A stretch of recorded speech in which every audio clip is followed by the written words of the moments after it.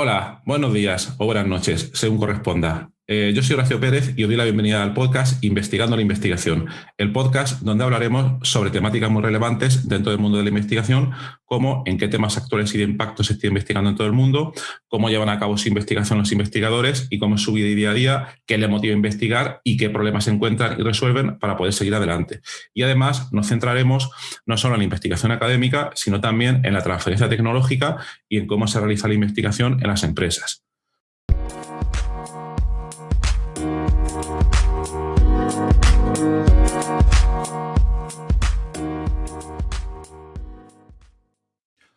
Hoy es 12 de enero de 2022 y os traigo un paper cuyo título en español sería El uso de la computación estocástica para la aceleración de cálculos de cribado virtual. Este episodio está dedicado a divulgar investigación realizada en el área de la arquitectura de computadores. La idea principal de arquitectura de computadores es estudiar, optimizar cómo podemos aprovechar el hardware que nos ofrecen las diferentes plataformas de cómputo para optimizar los cálculos que queremos realizar a través de nuestros algoritmos. En este trabajo, en este artículo, los autores se centran en acelerar los cálculos que están involucrados en la técnica de cribado virtual, que aquí en este podcast ya hemos comentado muchísimas veces, pues es una de las líneas de investigación que desarrollamos en mi grupo y donde en episodios previos podéis escuchar detalles sobre cómo se implementa, para qué sirve, etcétera. Pero para los que no hayáis escuchado ningún episodio previo, podemos decir que se trata de una serie de técnicas computacionales para predecir compuestos que podrían funcionar como fármacos u otros compuestos bioactivos. Estos cálculos son bastante costosos computacionalmente cuando se pretende hacer un cribado de librerías de posibles compuestos que podrían evolucionar a fármacos, pero estas librerías contienen millones de compuestos. Entonces, siempre nos interesa el acelerar lo máximo posible esos cálculos. Y para ello, algunas de las cosas que podemos hacer es, en primer lugar, aprovecharnos del paralelismo intrínseco presente en este tipo de cálculos. Pues normalmente cada cálculo independiente para cada una de esas moléculas de esa librería se puede realizar de manera independiente.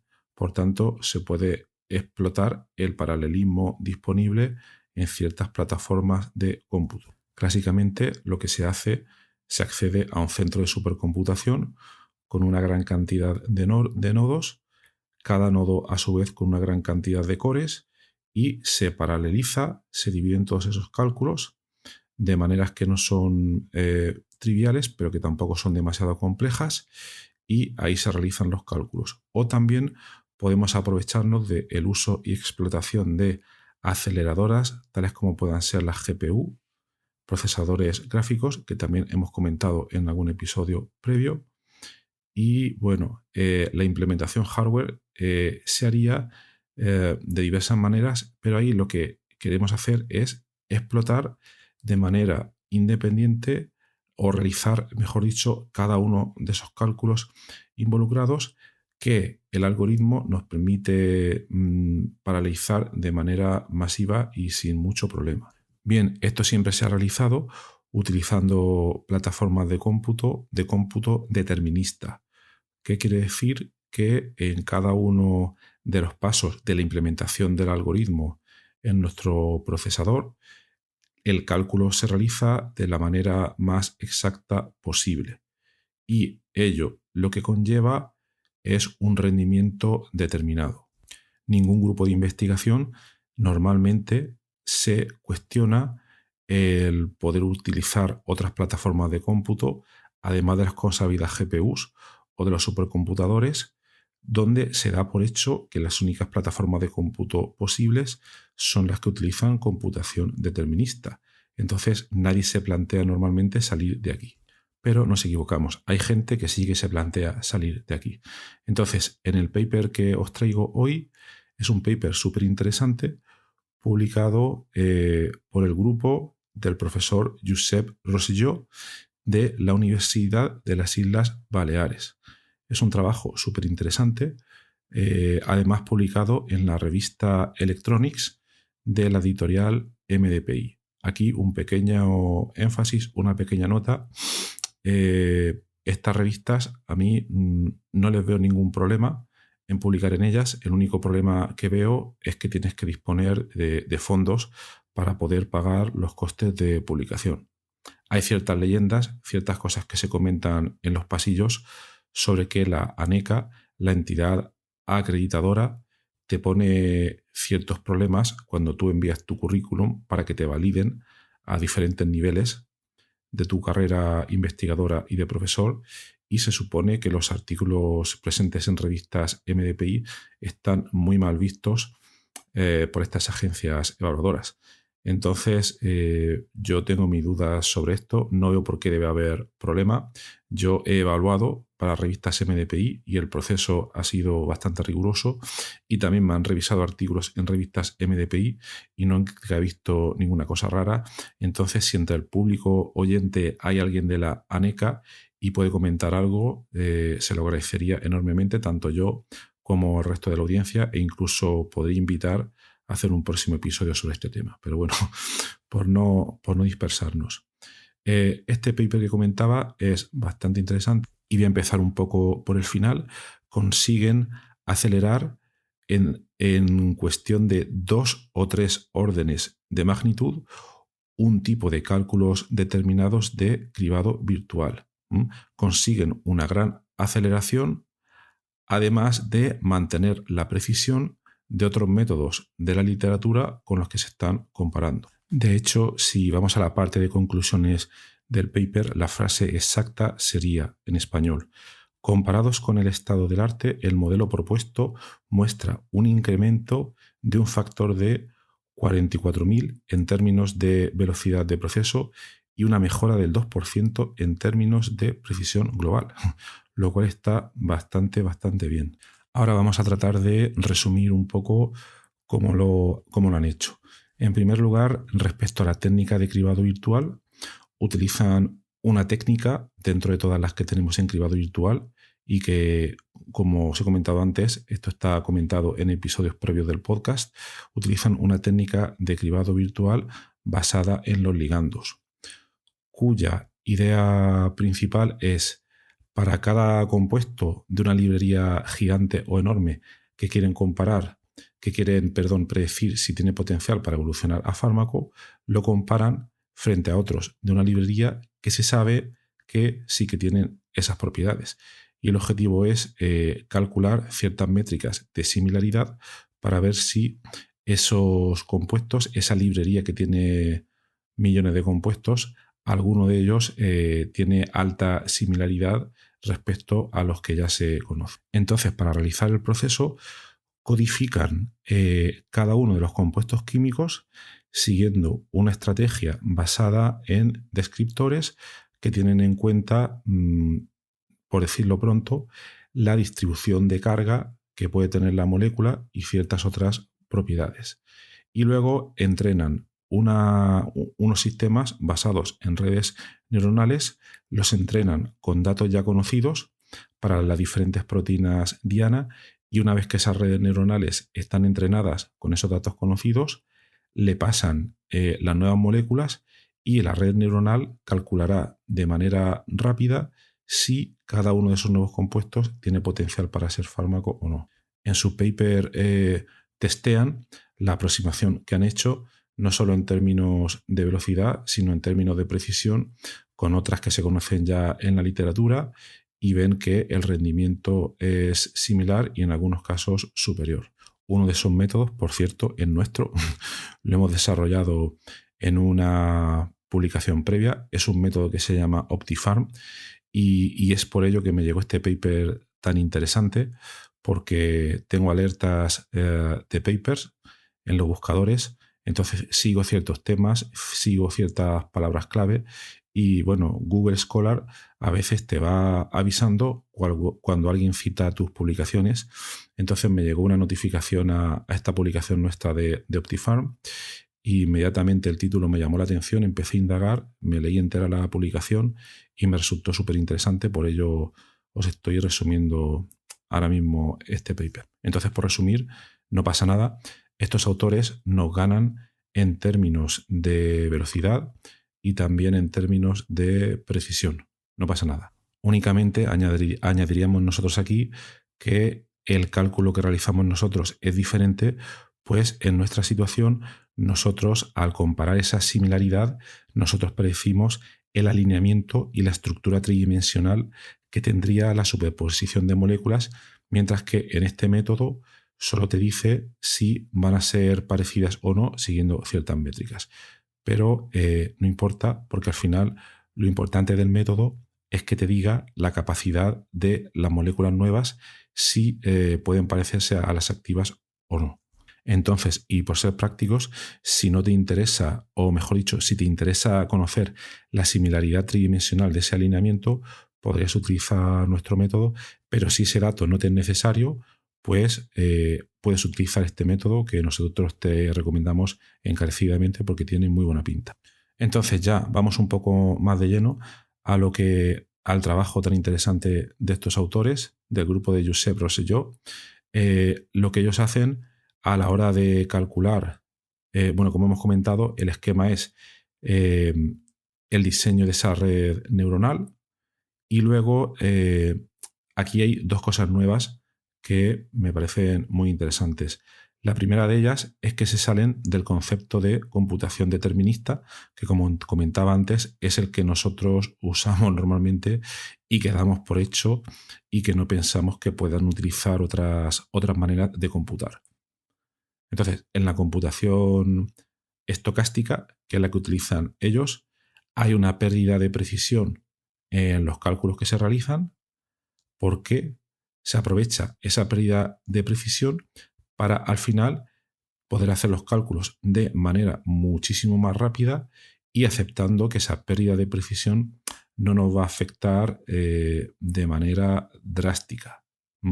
Entonces ellos utilizan este concepto, estas técnicas, estas metodologías de computación estocástica y muy básicamente creo que podríamos decir que la manera en la que el hardware funciona en esta idea es muy parecida a cómo funcionan las neuronas entre sí y cómo están interconectadas. Pero he dicho creo porque aquí ya mis conocimientos se escapan, pero muchísimo y de lejos, y yo ya me pierdo muchísimo.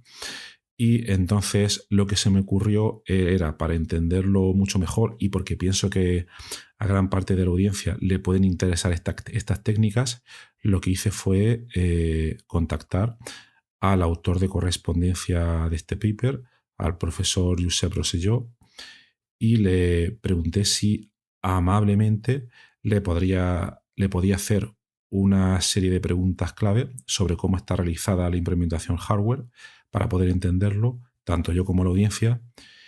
Y el profesor Josep accedió amablemente y entonces ahora vamos a escuchar las respuestas a tres preguntas que yo le he hecho sobre el artículo. Entonces, agradecerle muchísimo su disposición, primero, a contestar y segundo, porque vais a ver qué respuestas tan cuidadas, profundas y con todo lujo de detalles, donde primero nos hace un preámbulo, nos hace una introducción que es necesaria para introducir todos estos conceptos tan complejos relacionados con la computación estocástica y que creo que al final os puede ayudar muchísimo a entender este mundo tan fascinante de la computación estocástica, computación probabilística y poder seguir la investigación tan interesante pues, que hace. Entonces, nada más, os dejo a continuación las tres preguntas que le hice y luego la respuesta del profesor Josep. Allá vamos. La primera pregunta sería, ¿qué es el hardware neuromórfico?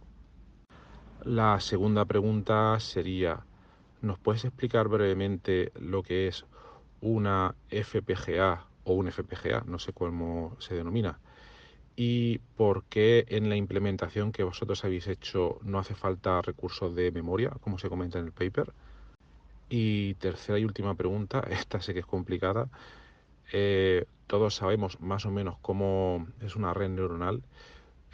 ¿Nos podías comentar a muy grandes rasgos cómo se implementa esta en vuestra arquitectura FPGA, si es que es posible de explicar en términos llanos? Muchísimas gracias. Hola, primero de todo agradecer a Horacio esta oportunidad que nos da pues para comentar un poco nuestro trabajo en su podcast Investigando la Investigación. Muchísimas gracias por esta oportunidad y por reparar un poco en nosotros y en nuestro trabajo. Con tal de responder a las preguntas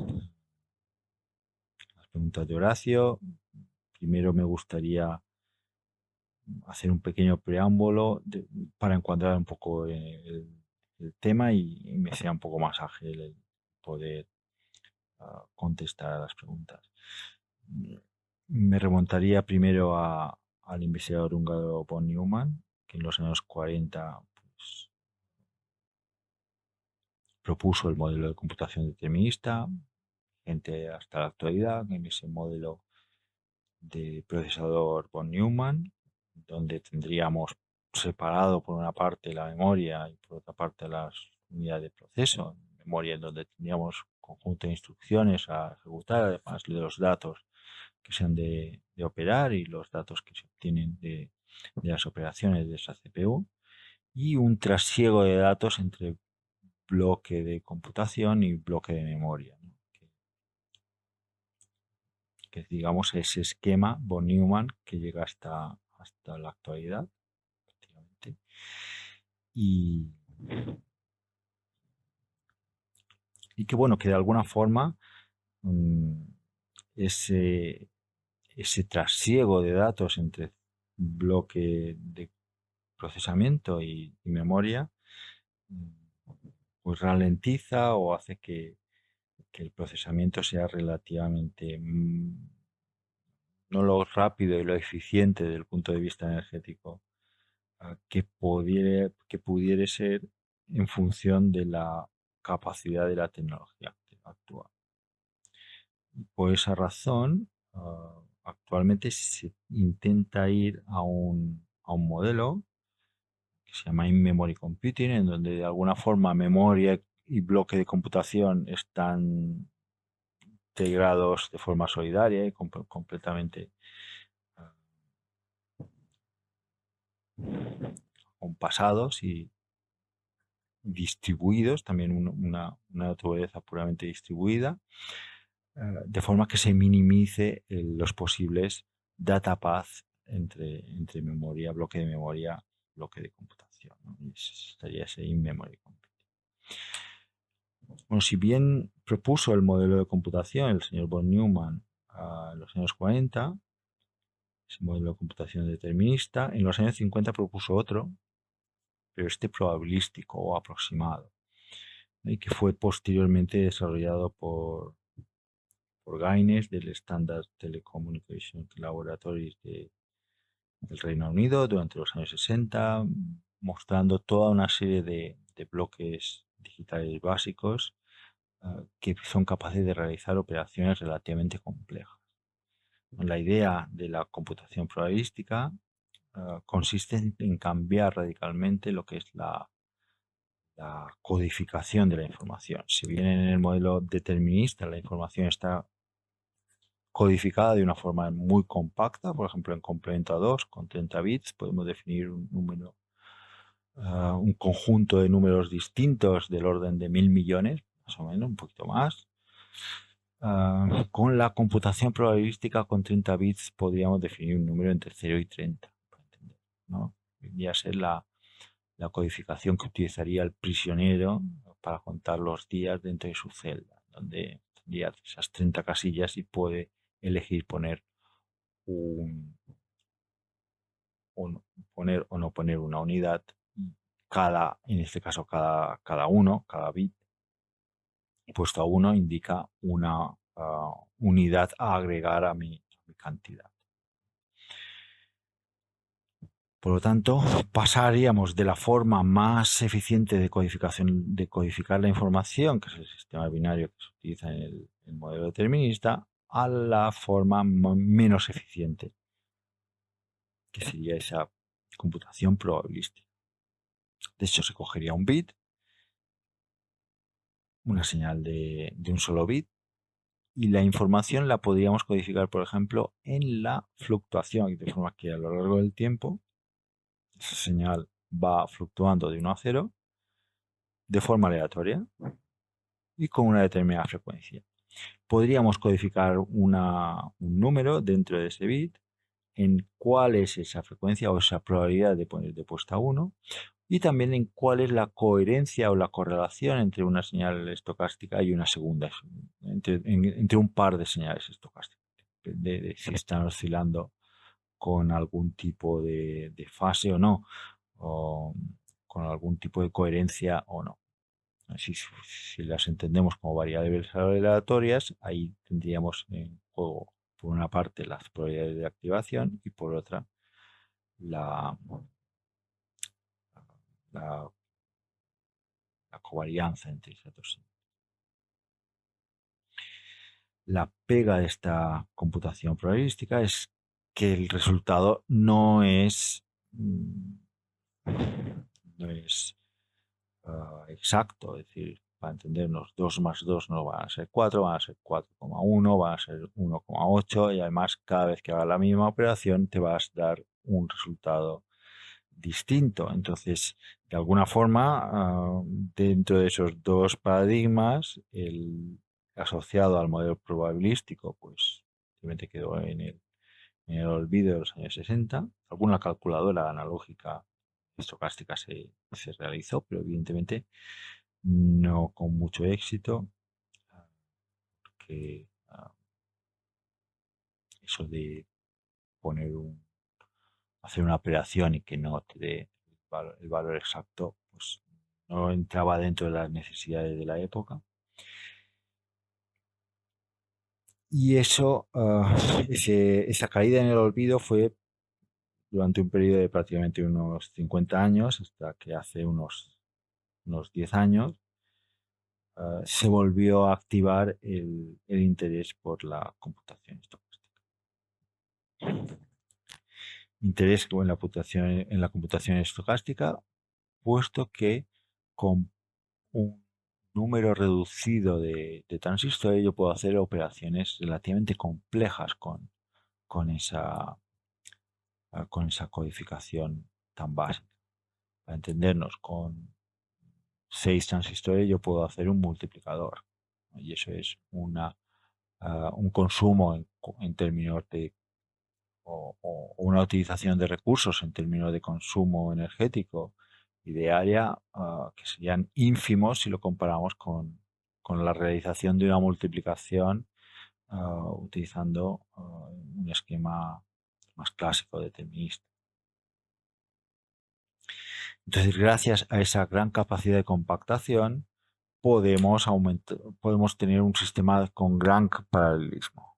Con el advenimiento del machine learning, en donde, por ejemplo, en las redes convolucionales profundas, necesitamos realizar pues, cientos de miles o millones de operaciones para a partir de mis señales de entrada, mis estímulos, hacer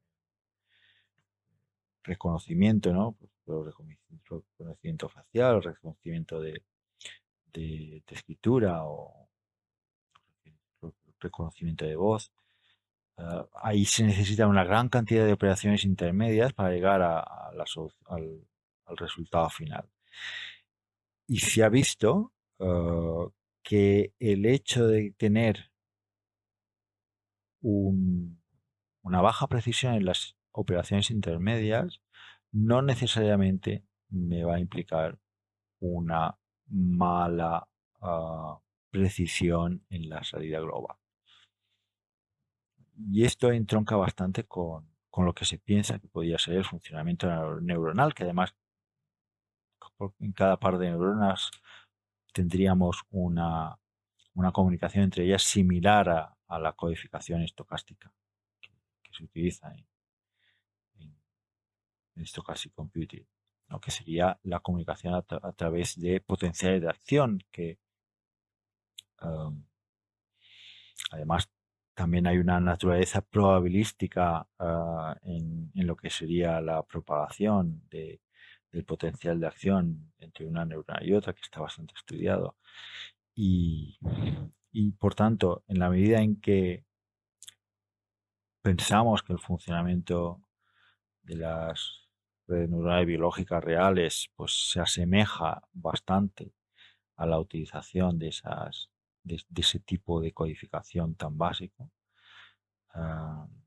junto con el hecho de que para procesos de aprendizaje automático, para procesos, por ejemplo, de reconocimiento de patrones, nuestro cerebro no necesita tener una gran capacidad de precisión en las operaciones intermedias. No necesito ver exactamente la misma silla que haya visto en alguna parte de mi vida para poder reconocer una nueva silla como silla. ¿Entender? Si no necesito ni tener exactamente la misma tonalidad de color o las mismas medidas para que yo pueda reconocer una silla completamente distinta al conjunto de sillas que yo haya podido ver, como para poder reconocerla como tal.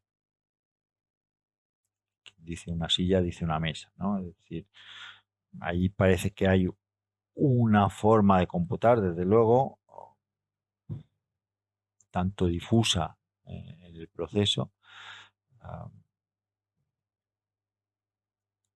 donde aparentemente no es un requisito que cada paso tenga una precisión científica para entenderlo. Y eso la computación estocástica también te lo proporciona. Además de incrementar ese paralelismo,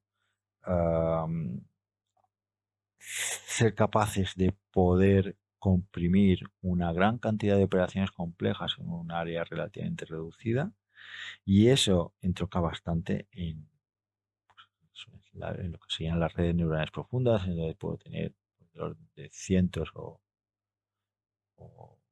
millones de operaciones intermedias entre mis señales de estímulo hasta mi respuesta final. Y por tanto, un poco entroncando con las preguntas de Horacio, en la primera pregunta, ¿qué es el hardware neuromórfico? Consistiría en intentar plasmar en hardware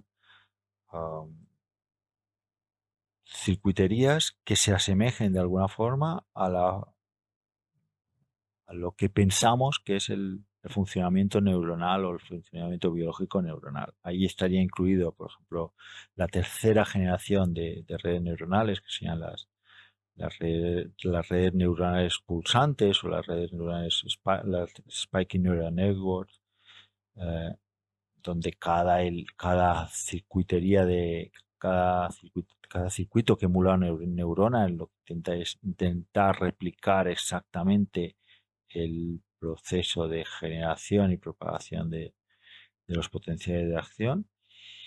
En nuestro caso, utilizamos un lenguaje similar al de los potenciales de acción, que es esta computación estocástica, pero aplicado a redes neuronales artificiales de segunda generación, que podríamos decir, esas redes profundas que de forma clásica se utilizan en Machine Learning, pero descritas con ese lenguaje de la computación estocástica. Eso sería un poco la primera respuesta a su pregunta de lo que es el hardware neuromórfico. Y además el poder plasmar el paralelismo que sí que existe en el cerebro humano poco alejado del modelo von Neumann, que es un modelo secuencial, ¿no? Es decir, hago una operación, espero al resultado y luego ya puedo hacer la segunda. Aquí la gran cantidad de operaciones a la vez que podemos implementar utilizando computación estocástica me permite ese paralelismo y hacer pues, esa analogía con el funcionamiento neuronal, ¿no? que es básicamente paralela.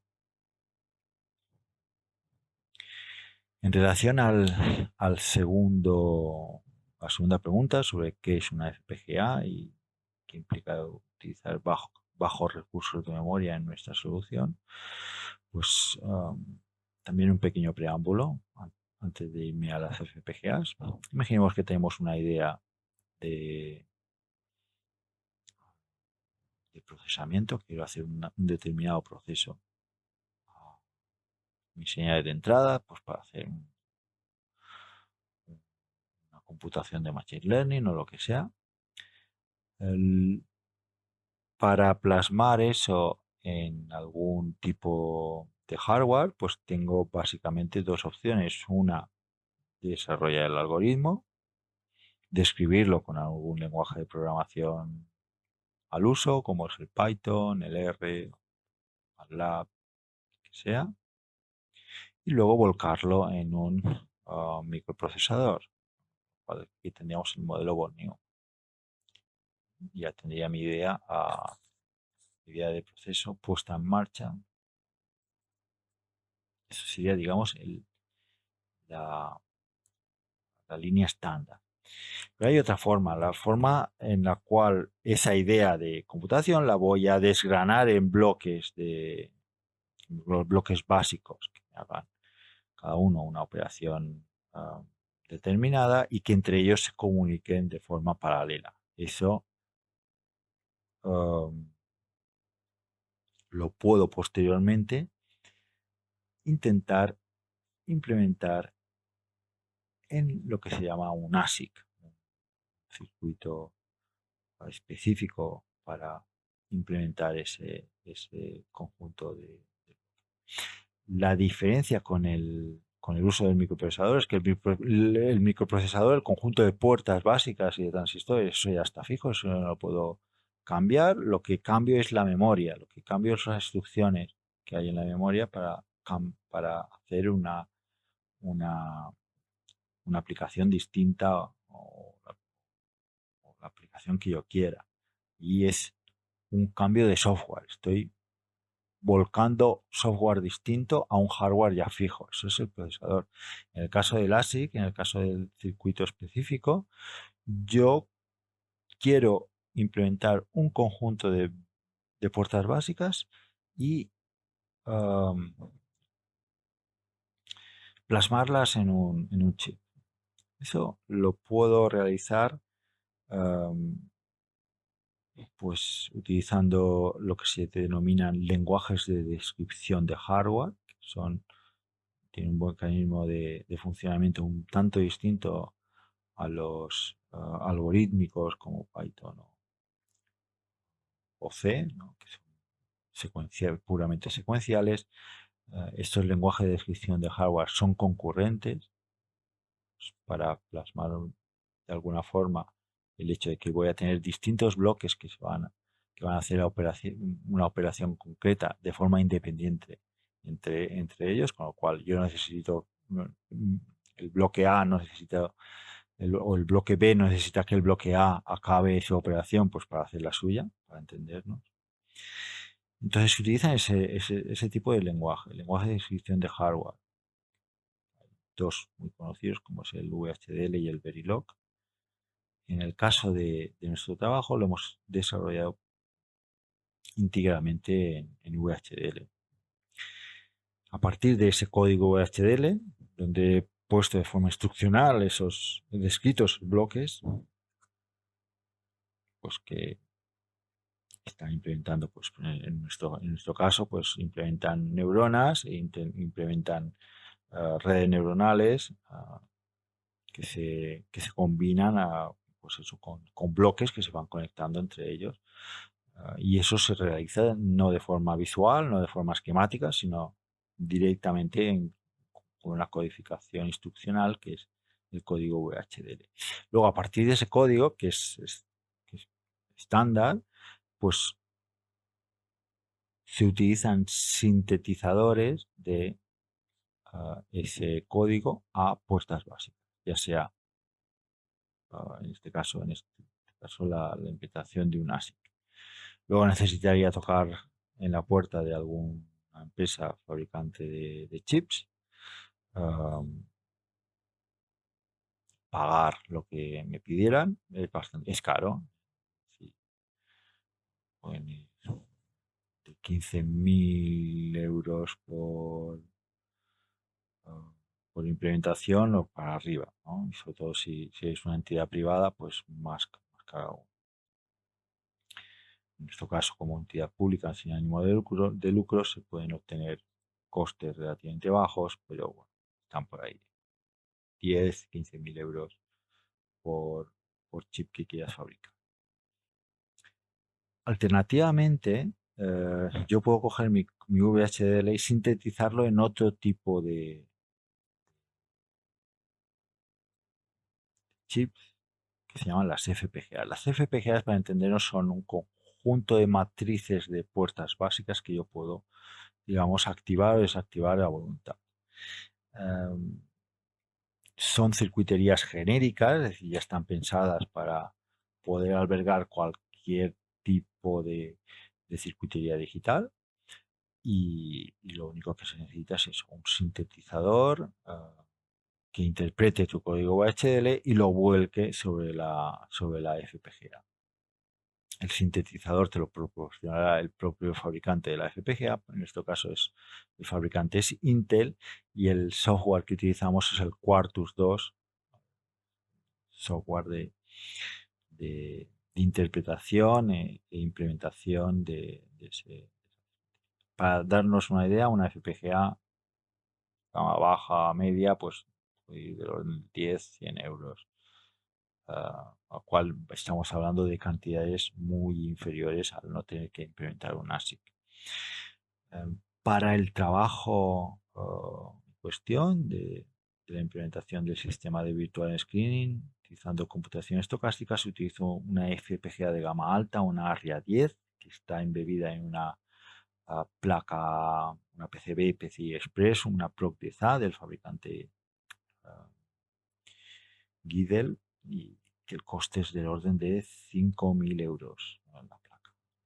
De hecho, las FPGAs se utilizan sobre todo, se utilizan mucho para prototipaje, es decir, antes de que yo tocara la puerta y gastarme esos 15.000 euros que comentaba para fabricar un chip, antes lo que voy a hacer es coger una FPGA y volcarle allí mi sistema y debugar, mirar a ver si funciona según las características que yo esperaba o no, y cerrar el ciclo de diseño con la FPGA. Y una vez que ya estoy más o menos seguro de lo que he diseñado realmente tiene la funcionalidad que yo esperaba, pues entonces yo me voy y fabrico. Así que en este caso nosotros nos hemos quedado directamente con la FPGA, puesto que ya me da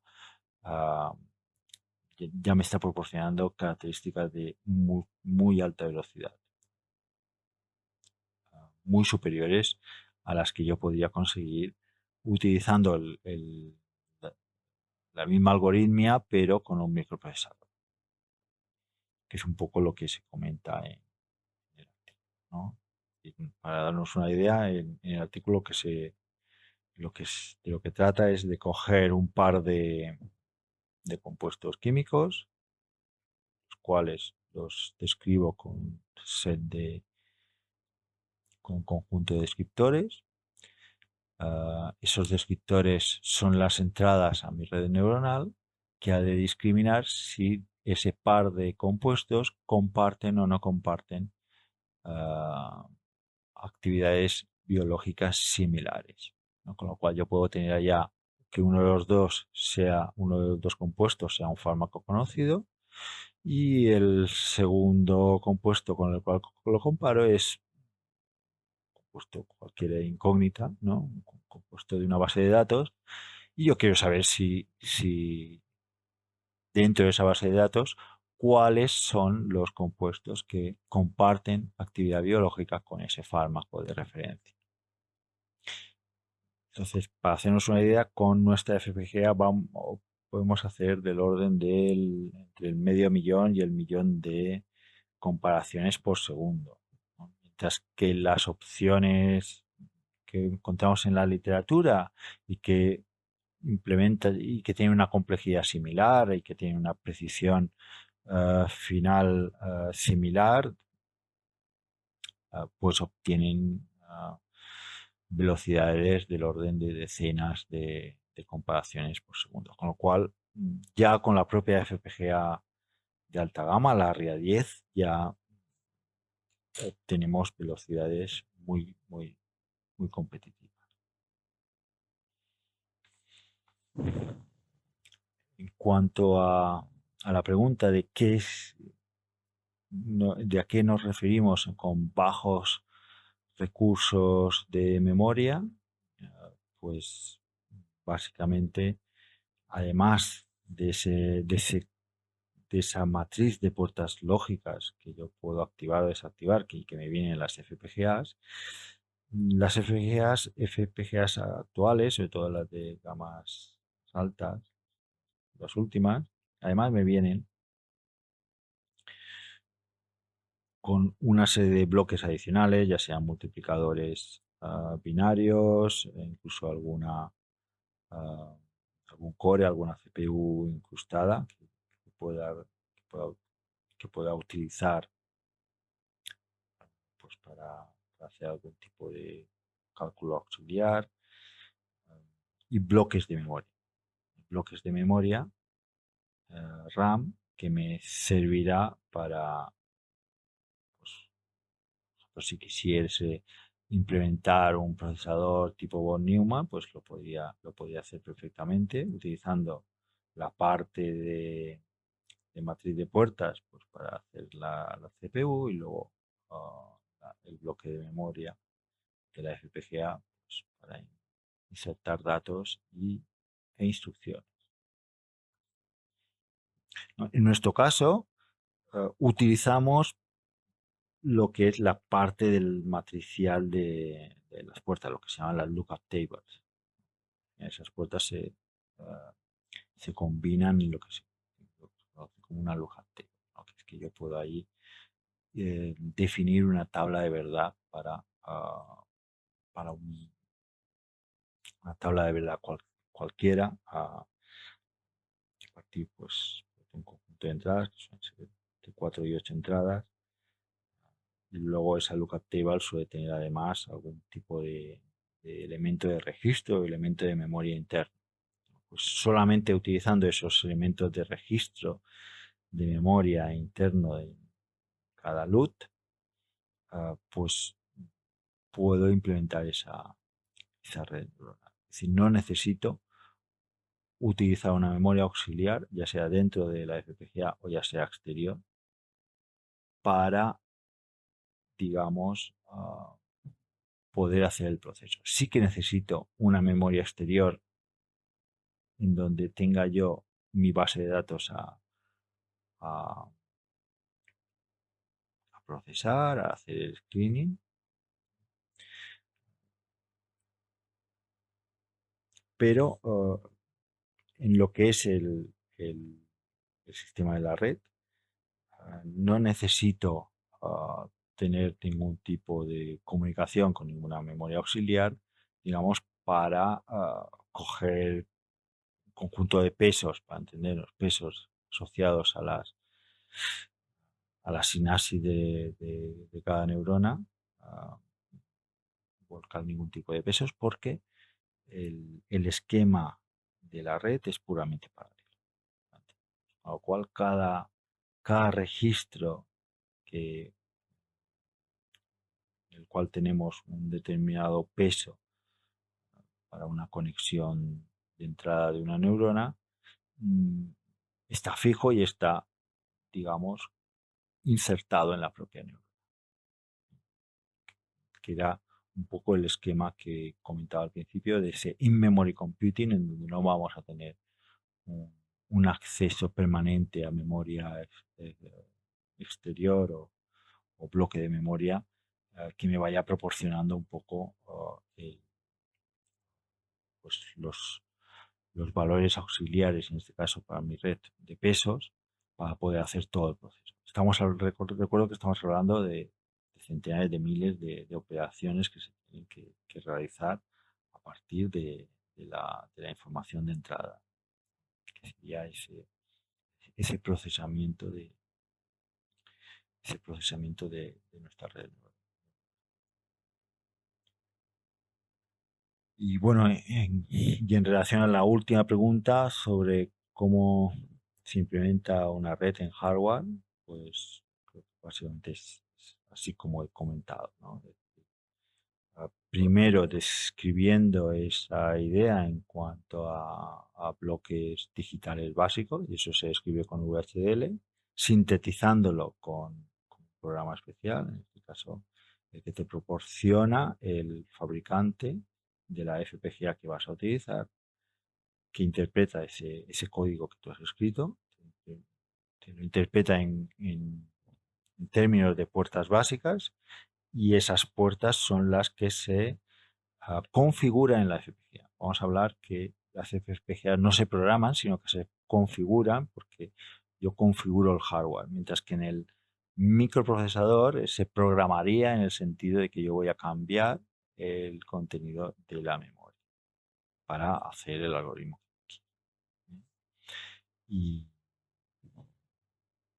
Y básicamente eso. Luego tienes la FPGA funcionando. También hay simuladores que puedes previamente a volcar esos diseños en la FPGA, pues puedes jugar con el simulador para tener una idea de que lo que vas a volcar realmente va a tener la funcionalidad que tú esperabas, y de forma más ágil pues puedes debugar utilizando un simulador digital. Y luego dentro de la FPGA, si estás utilizando sobre todo ese conjunto de matrices de lookup tables, de LUT, pues es eso, activas aquellas aquel conjunto de puertas y de registros o de elementos de memoria que necesitas para implementar esa descripción que has hecho en VHDL o Verilog. Y básicamente es esto. Muchas gracias por el interés, y espero que haya sido interesante la explicación. Muchas gracias. Muchas gracias a ti, Josep. Estoy seguro de que a la gente le ha encantado este episodio y esta aplicación tan detallada y extensa. Vamos, me ha gustado entender todos los detalles de cosas que antes no conocía bien, y pienso que he aprendido bastante. Bueno, os pondré como siempre en la nota del programa el detalle, el enlace a la publicación. Cualquier duda adicional podéis escribirle a él. Está su dirección de correo electrónico en el paper. Y nada más. Gracias por estar ahí y hasta el próximo episodio.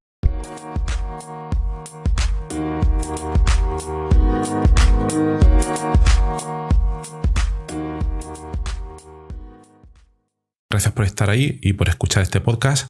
Os recuerdo que en la nota del episodio tenéis los detalles sobre muchas de las cosas que hemos hablado hoy, y también un formulario donde, si quieres, puedes opinar sobre el podcast, para bien o para mal, como quieras. Estás en todo tu derecho. Y también sugerir, si quieres, un próximo entrevistado o tema que está relacionado con la investigación, claro. Pues tu opinión me parece muy importante, tanto a mí como a toda la audiencia de este podcast que va creciendo y que va contando muchas cosas interesantes. También comentar que si te interesa alguna de las técnicas que hemos mencionado hoy de manera muy breve en el podcast, me puedes contactar directamente y te puedo dar más detalles.